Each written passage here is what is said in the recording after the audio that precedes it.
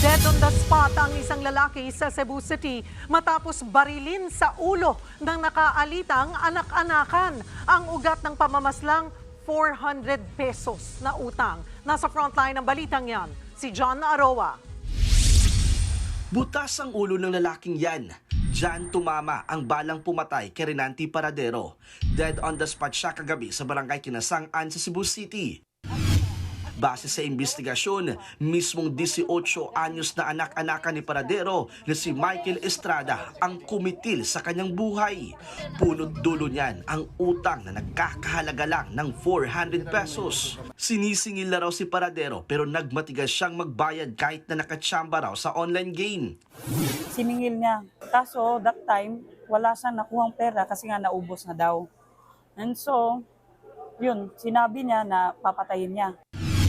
Pagpatak ng alas 11 ng gabi, tinutuo ni Estrada ang banta at itinumba si Paradero. Naaresto rin naman ang suspect. Bukod dyan, iniimbestigahan pa ng mga pulis kung may mas malalim pang dahilan sa krimen. Tinitignan din natin yung motibo sa drugs. Baka nagkaunsehan.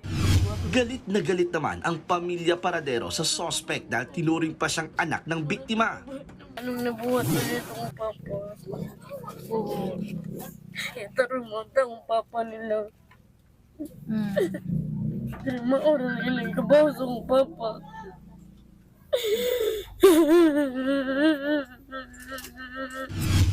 Kasulukuyang nakakulong sa Inayawan Police Station si Estrada.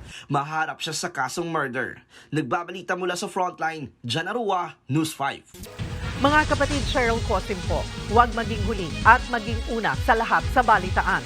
Para sa tuloy-tuloy na talakayan sa Frontline, mag-follow at mag-subscribe sa social media pages ng News 5.